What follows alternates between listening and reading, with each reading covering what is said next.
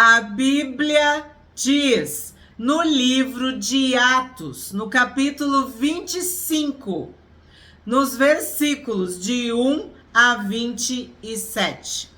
3 dias depois de ter assumido o governo da província, Festo saiu de Cesareia e foi para Jerusalém.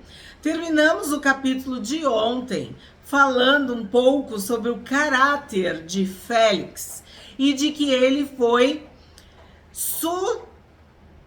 sucedido por Festo. O último capítulo, último versículo. 2 anos mais tarde, Félix teve por sucessor Pórcio Festo. Então agora o capítulo 25 começa falando de Festo, ou Festo, acho que é, né? Festo. Então Festo assume o governo substituindo Félix. 2. E logo os principais sacerdotes e os maiorais dos judeus lhe apresentaram queixa a respeito de Paulo. Contra ele, pediram a Festo o favor de mandar que ele fosse trazido a Jerusalém. É que eles tinham armado uma emboscada para matar Paulo no caminho. Festo, porém, respondeu que Paulo continuaria preso em Cesareia e que ele mesmo, muito em breve, partiria para lá. E concluiu: aqueles de vocês que estiverem habilitados, me acompanhem. E havendo contra este homem qualquer crime, acusem-no. Ontem, no capítulo de ontem, no vídeo de ontem, eu falei para vocês sobre as falsas acusações, sobre as difamações, quando tu conta histórias, né, e não consegue provar nada. Pois bem, este capítulo nós vamos ver as acusações falsas contra Paulo. As falsas acusações contra o apóstolo Paulo. E o que Festo está dizendo? Quem estiver habilitado, acuse Paulo. E o que faz tu ter habilitação? Tu estar habilitado para acusar alguém? Ter provas. Ter como provar as acusações. Senão, são apenas acusações falsas.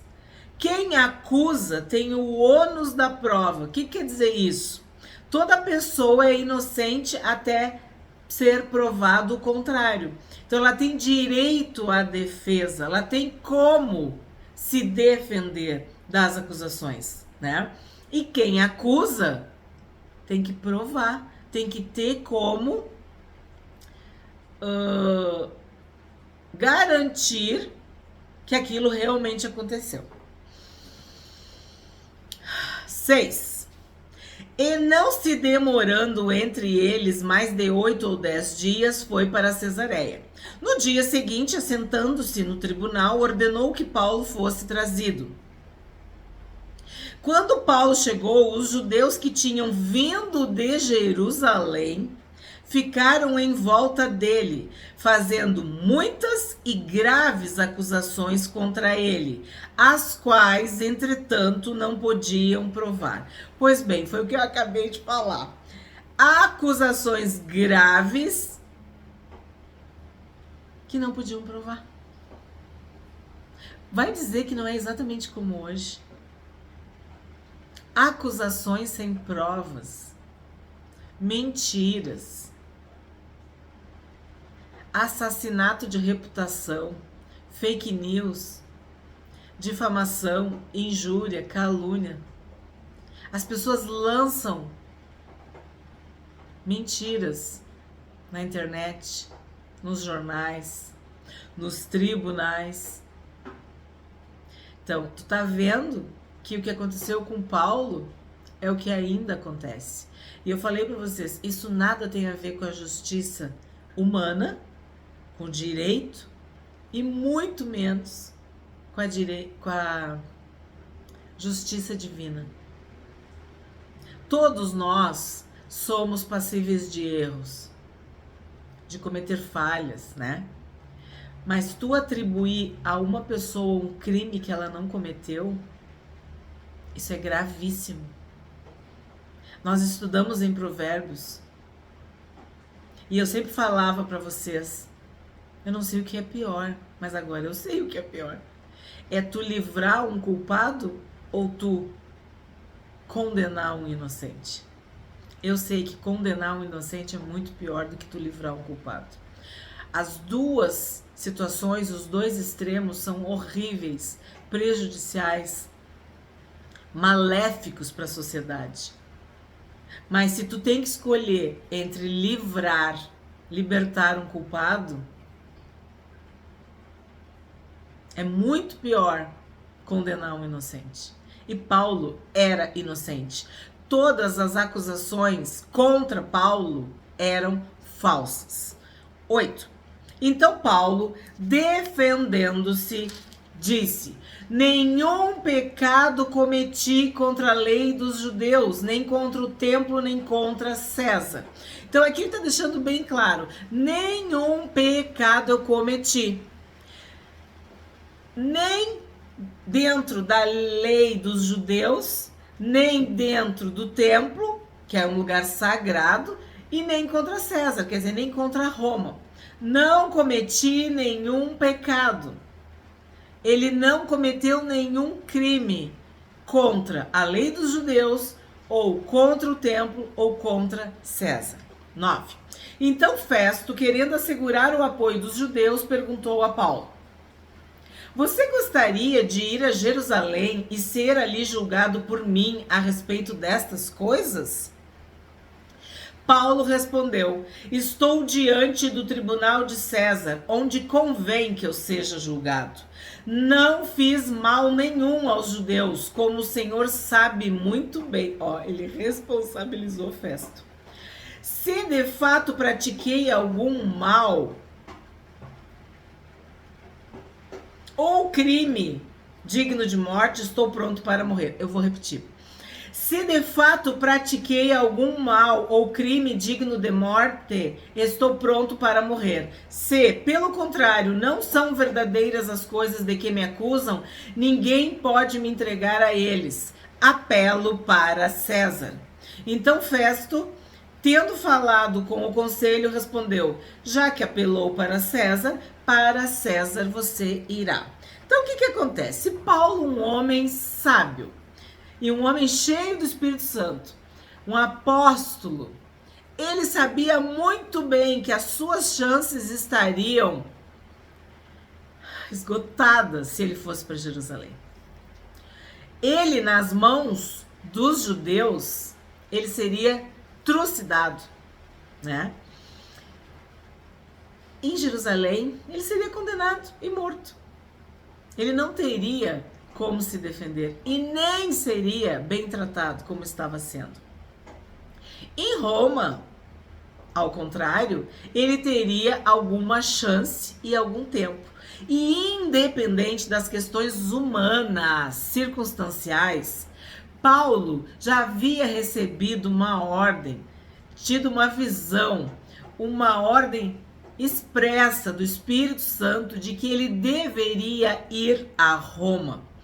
E outra coisa, quando Paulo se converte, ele é chamado, comissionado, convocado, escolhido, separado para pregar o evangelho, para ser testemunha perante reis, homens grandes e pequenos. Então ele tinha que pregar para judeus, mas também para gentios, para pessoas comuns, mas também diante de reis, imperadores, homens e mulheres. Temos visto aqui as esposas investidas de autoridade. E aí nós já vimos em Atos 23:11, fica claro que ele tinha que ir para Roma. Atos 8:3, ele foi um perseguidor da igreja, um destruidor da igreja. Agora, ele estava tentando, vamos dizer assim, consertar, recuperar. Onde abundou o pecado, superabundou a graça. E ele foi estrategicamente colocado diante de gentios e de reis. Então, Independente de Félix, de Festo, de judeu, de romano, Paulo estava cumprindo a vontade de Deus e tudo o que estava escrito a respeito dele iria acontecer, porque Paulo foi o maior apóstolo aos gentios, aquele que gastou a sua vida para pregar o evangelho, para que o evangelho chegasse a todos os povos, as nações, as línguas da época. Então ele cumpriu cabalmente o seu ministério. 13. Passados alguns dias, o rei Agripa e Berenice chegaram a Cesareia a fim de saudar o Festo. Acabei de falar. O rei e a sua rainha, o rei e a sua esposa, Agripa e Berenice. Como se demorassem ali alguns dias, Festo expôs ao rei o caso de Paulo, dizendo: Félix deixou aqui preso certo homem, a respeito de quem os principais sacerdotes e os anciãos dos judeus apresentaram queixa quando eu estive em Jerusalém pedindo que o condenasse. Então aqui tá bem sério. Prestaram queixa, quer dizer, eles acusaram, eles falaram mal de Paulo, né? E quem são esses judeus? Os principais sacerdotes e os anciãos. Então, essa queixa vem dos judeus, porque os judeus consideravam Paulo um verdadeiro traidor, né? E eles tinham ódio, inveja, fúria contra Paulo. 16. Eu lhes disse que não é... Presta atenção. Eu lhes disse que não é costume dos romanos condenar quem quer que seja, sem que o acusado tenha presentes os seus acusadores e possa defender-se da acusação. Foi o que eu falei para vocês. O direito romano, ao longo da história, ele é muito respeitado. E eles mesmos, os romanos, se orgulhavam disso. Desse direito, dessa justiça, do que era correto, ou pelo menos deveria ser, né? Assim, quando eles vieram para cá, sem nenhuma demora, no dia seguinte, assentando-me no tribunal, determinei que o homem fosse trazido. Levantando-se os acusadores, não mencionaram nenhum dos crimes de que eu suspeitava. Então, o que acontece? Eles lançaram as falsas acusações, né? Eles lançaram as acusações falsas, mas eles não tinham como provar. Então ficou claro que não tinha crime. Levantando-se os acusadores, não mencionaram nenhum dos crimes de que eu suspeitava.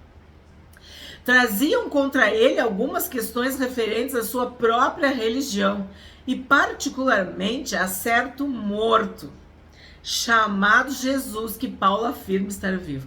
É muito lindo, assim, é muito peculiar como é contado do ponto de vista de alguém que não tem fé. Então, o problema é o quê? É um tal de um Jesus aí, que foi morto, e que Paulo está dizendo que está vivo. É isso, para eles é isso. Isso tem a ver com o quê? Com as questões religiosas deles. E isso não tem nada de crime. Isso não interessa para Roma, né? 20. Estando eu perplexo quanto ao modo de investigar estas coisas, perguntei-lhe se queria ir a Jerusalém para ali ser julgado a respeito disso. Mas, havendo Paulo apelado para que ficasse em custódia para o julgamento de César, ordenei que o acusado continuasse detido até que eu o enviasse a César. Então Agripa disse a Festo: eu também gostaria de ouvir este homem. Festo respondeu: amanhã você poderá ouvi-lo. Assim como o Senhor Jesus, que muitos queriam vê-lo e ouvi-lo, Paulo também tinha esse carisma. Também acontecia a mesma coisa com Paulo. E nós já vimos, as pessoas ficavam muitas vezes perplexas, admiradas. Muitos incrédulos, outros crentes, né? Outros criam, outros acreditavam, mas ninguém era indiferente. Mesmo os que queriam matá-lo, que o perseguiam, que o odiavam, não eram indiferentes à pessoa, à personalidade de Paulo. E isso nada tem a ver com o homem Paulo, tem a ver com o Espírito Santo. O apóstolo Paulo ser cheio do Espírito Santo, que isso é o carisma do Espírito Santo. E Paulo, com sabedoria, com inteligência, ele apelou para César. Portanto, ele estava como é que ele diz assim, ó? Estava em custódia, né? Estava protegido, detido, guardado. 23. De fato, no dia seguinte, vindo Agripa e Berenice, com grande pompa, tendo eles entrado na sala de audiência juntamente com oficiais superiores e homens eminentes da cidade, Paulo foi trazido por ordem de Festo. Então Festo disse: Rei Agripa e todos os senhores aqui presentes, vejam este homem, por causa de quem toda a multidão dos judeus recorreu a mim, tanto em Jerusalém como aqui, clamando que não convinha que ele vivesse mais. A multidão clamava pela morte de Paulo, eles tinham sede, acreditando que se eles acabassem com Paulo, eles acabariam com a seita dos nazarenos, né? 25. Porém, eu achei que ele não tinha feito nada que fosse passível de morte. Entretanto, tendo ele apelado para o imperador, resolvi mandá-lo para lá. E aí tu vê os desígnios de Deus, a providência divina. Porque se Paulo ficasse solto, os judeus iam aprontar. Ia acontecer algo, como eu posso dizer, fora do correto, né? Eles iam fazer algo errado contra Paulo. Eles já tinham tramado planos, emboscadas, ciladas. Então é claro que Paulo corria muito mais riscos, né, de ser morto pela mão dos judeus. E em Roma, ou protegido, eu não consigo dizer a palavra, em custódia, ele estava mais seguro. E a gente vê a mão de Deus, porque Paulo era uma peça importante, né, para o nome do Senhor Jesus, para o cristianismo, para o crescimento da igreja. Então ele apela para o imperador, apela para César. 26. No entanto, a respeito dele, nada tenho de mais concreto que possa escrever ao imperador. Por isso eu o trouxe à presença dos senhores, e especialmente a sua presença, ao rei Agripa, para que, feita a arguição, eu tenha alguma coisa que escrever. Tipo, o que eles estão falando não faz sentido nenhum. São tudo acusações falsas. O que eu vou dizer para o imperador?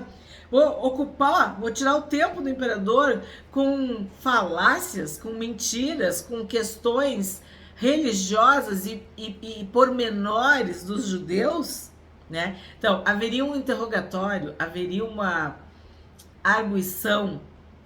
Eles queriam ouvir Paulo. E claro, já era uma personalidade, né? Já era uma figura, já era um personagem conhecido. 27. Porque não me parece razoável enviar um preso sem mencionar ao mesmo tempo as acusações que existem contra ele. Por que toda essa dificuldade?